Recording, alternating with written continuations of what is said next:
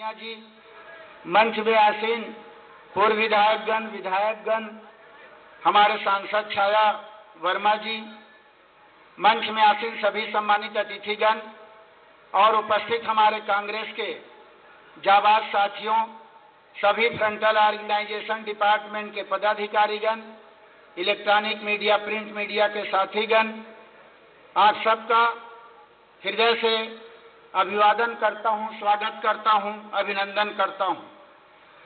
4 माह पहले चुनाव हुआ, विधानसभा का घोषणा पत्र तैयार हुआ, जिसका जिक्र आदरणीय टी.एस. सिंहदेव जी कर रहे थे। आपने विश्वास किया, विश्वास करके छत्तीसगढ़ की सरकार आपने बनाई। लोकसभा का चुनाव सामने है।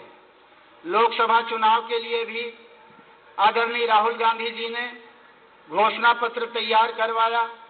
घोषणा पत्र की काफी बातों का उल्लेख लगातार हम सब दौरे में कर रहे हैं।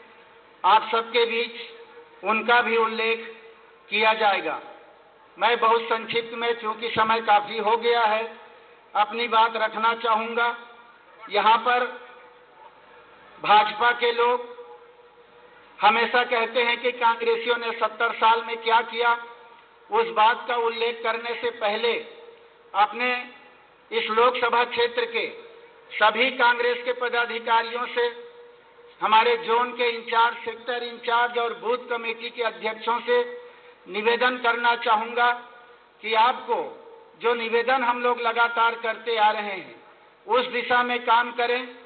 सीट के बांटने से लेकर, हर घर तक दस्तक देने से लेकर, हमारे छत्तीसगढ़ की योजनाओं को पहुंचाने से लेकर, हमारे केंद्र की, लोकसभा की या राष्ट्रीय अखिल भारतीय कांग्रेस कमेटी के घोषणा पत्र की बातों को लेकर जनता तक जाएं, उन तक आप उनके बातों को पहुंचाएं, ये निवेदन आपसे करना चाहता हूं।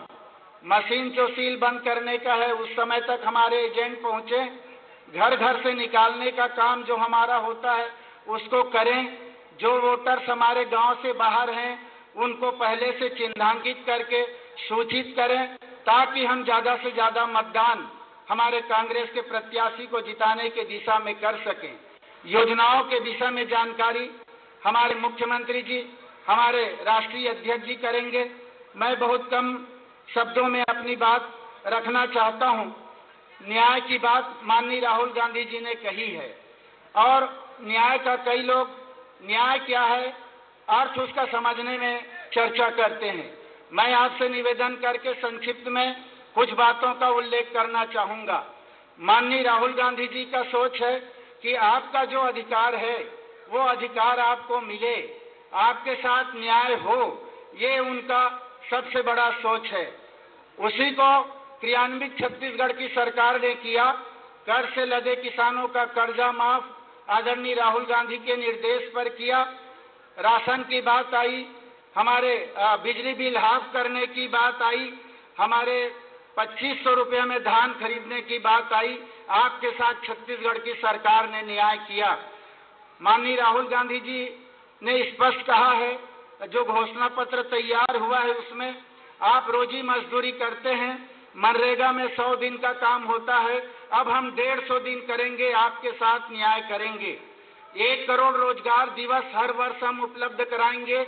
ये आपके साथ न्याय करने की दिशा में आगे बढ़ने का एक क्रम होगा। लाखों पद केंद्रीय कार्यालयों में रिक्त है।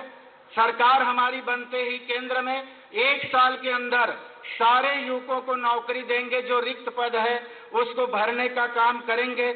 हम आपके साथ न्याय करेंगे। हमारे जितने भी ग्राम पंचायत है, नगर पंचायत है, 10 लाख नया पद सृजित करके उन लोगों के साथ न्याय करेंगे। सेवा मित्र के नाम से 10 लाख नए पद सृजित करेंगे। हमारे माननीय राहुल जी का कहना है कि आशा मित्र के नाम से जो कार्यकर्ता है, 2500 से अधिक की आबादी वाले गांव में एक नया आशा मित्र का पद सृजित करेंगे, और हम उसमें हम आपको काम करने का अवसर देंगे, न्याय प्रदान करेंगे। महिलाओं के साथ न्याय करेंगे। 33% का आरक्षण पंचायत, नगर निगम, नगर पालिका जो चुनाव होगा उसमें महिलाओं के साथ न्याय करेंगे। 35% आरक्षण करके उसमें भी करेंगे। बहुत सारी बातें हैं जिनका उल्लेख माननीय राहुल जी करेंगे। इसलिए मैं आप सबसे निवेदन करना चाहता हूं कि दुर्ग लोकसभा के चुनाव में हमारी जो प्रत्याशी है उसको भारी बहुमत से जिताएं। और अभी हम लोगों ने दौरा किया, हम चारों मंत्री मिलकर माननीय भूपेश बघेल जी, मैं स्वयं रविंद्र चौबे जी, रुद्र गुरु जी, एक दिन में 8 सभा हम लोगों ने किया, 2 दिन में 16 सभा हम लोगों ने किया।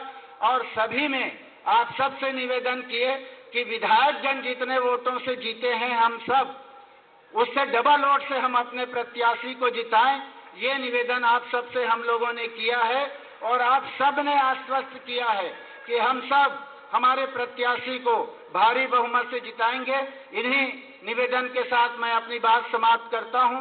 धन्यवाद। जय हिंद, जय छत्तीसगढ़। हमारे छत्तीसगढ़ में सरकार बनते 20,000 करोड़ के धान खरीदी, 11,000 करोड़ के कर्जा माफ, 5,000 करोड़ के 2,500 के अंतर, 4,000 करोड़ के चाउर और 1,000 करोड़ के बिजली बिल हाफ। ये करने वाला हमारे मुख्यमंत्री आदरणीय भूपेश जी के लिए ताली बजाओ। मैं आमंत्रित करता हूं माननीय मुख्यमंत्री जी भूपेश जी।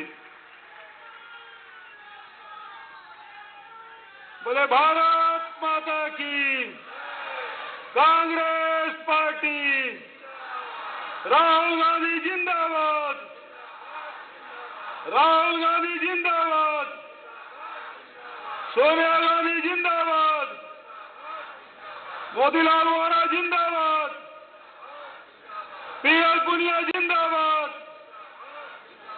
मंच में उपस्थित आदरणीय हमारे राष्ट्रीय अध्यक्ष राहुल जी, माननीय मोतीलाल वोरा जी, माननीय पीएल पुनिया साहब, आदरणीय टीएस सिंहदेव जी, आदरणीय ताम्रध्वज साहू जी, रविंद्र चौबे जी, भाई श्री डहरिया जी, गुरु रुद्र कुमार जी, सबो विधायक मंच में बैठे आदरणीय प्रदीप चौबे जी और हमारे जिला कांग्रेस कमेटी के अध्यक्ष मन, सबो हमारे फ्रंटल ऑर्गेनाइजेशन के सब साथी मन।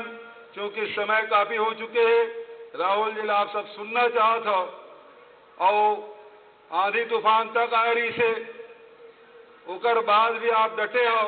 आप किसान पुत्र हो, ढेला थोड़े होते घूर जाते, पत्ता थोड़े जब उड़ा जाते और ओकर से आंधी तूफान के बाद भी हजारों के तादाद में ये उपस्थिति बता थे कि ये जिन मिनी भारत है जिल नेहरू जी बसाए ते में ओकर नाती पर पोता यहाँ आए, ओकर स्वागत में हजारों हजार आप साथी बनाओ। जोरदार ताली बजा के आदरणीय राहुल जी के स्वागत करो।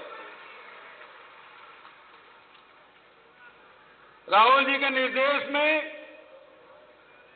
छत्तीसगढ़ में जिन काम हो आप सबके जानकारी में है, बताए की जरूरत नहीं है। किसान मन के बारे में आदरणीय रविंद्र चौबे जी बताइए, हमारे पूर्वज मन बता चुके हैं, दोहराए का आवश्यकता नहीं है। आगे हमन ला क्या करना है, नरवा गरवा घुरवा बारी तेकरो बारे में आप मन ला जानकारी है। शहरी क्षेत्र में भी जहां छोटे भूखंड के रजिस्ट्री और साथ ही जैन इंदिरा जी के समय पट्टा बटेरी से, अर्जुन सिंह जी के समय पट्टा बटेरी से, दिग्विजय सिंह वोरा जी के समय जिन पट्टा बटेरी से, वो पट्टा के सबके नवीनीकरण। और साथ ही एक बात और कहना चाहता हूं, भिलाई स्टील प्लांट में ठेका श्रमिक के साथ न्याय नहीं होते। हम आप लोग विश्वास दिलाथन ठेका श्रमिक के साथ न्याय होई। हम यूं विश्वास दिलाथन, राहुल जी से निवेदन करा था कि हमारी सरकार बनी केंद्र में तो भिलाई स्टील प्लांट के चाहे अधिकारी हो चाहे कर्मचारी हो, वेज रीजन करा के रही वो, ये बात के विश्वास भिलाई के साथी मल्ल में देना चाहता हूं। भिलाई स्टील प्लांट एरिया या दुर्ग जिला या पूरा छत्तीसगढ़ आज भारतीय जनता पार्टी 15 साल से लूटे है, लेकिन जेब से भी निकाले के छत्तीसगढ़ के खदान, छत्तीसगढ़ के माटी सब लग बेचे काम ल पिछला सरकार करे है, ओकर बाद भी वो शांत नहीं बैठे। चीट फंड कंपनी मतलब ला के गरीब मन के, किसान के, मजदूर के, कर्मचारी मन के पैसा ला जेब ला लूटे के काम ला करे है। ये चीट फंड कंपनी वाला मल्ला लाभो पैसा ओकर से वसूल करा के आपके जेब में डाले काम ला हमारे कांग्रेस के सरकार करे। ये कहाँ भाग के जाए? ये मतलब पकड़ के लाभो जब तक संपत्ति है वो कुर करके तुम्हारे मन के जेन इन्वेस्टर होकर जेब में डाले काम करो।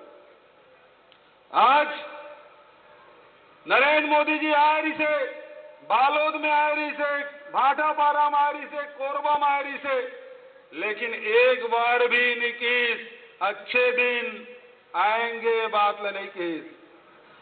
यूं बात ला नहीं की सबके साथ सबका विकास, यूं बात ला नहीं कहे न खाऊंगा न खाने दूंगा, यूं बात ला नहीं कहे विदेश से काला धन लाऊं 15 लाख रुपए तुम्हारे जमा करूं, यूं बात ला नहीं कहे 5 साल में जिन काम करे तुम अल्लाह झाड़ू पकड़े खुद दुनिया किजरे पर निकल गए, लेकिन भारत स्वच्छ नहीं हो पाई।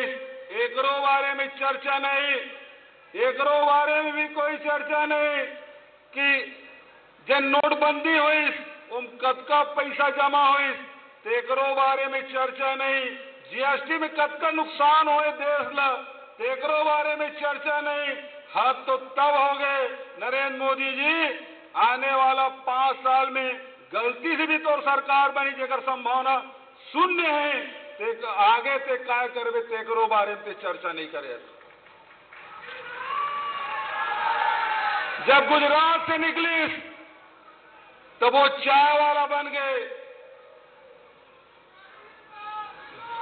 जब गुजरात से निकली तो चाय वाला बन गए, बनारस में गई तो मां गंगा के बेटा बन गए, गोवा में गई तो फकीर बन गए, छत्तीसगढ़ में आई तो साहू बन गए, और अंबानी के दरवाजा में जाते तो चौकीदार बन जाते।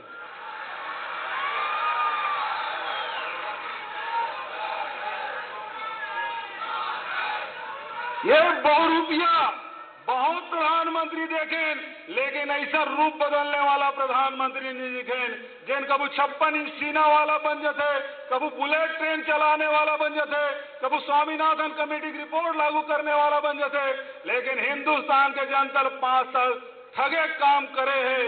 आज सबसे बड़े जो सवाल है जेला महात्मा गांधी जी, बाबा साहब अम्बेडकर जेल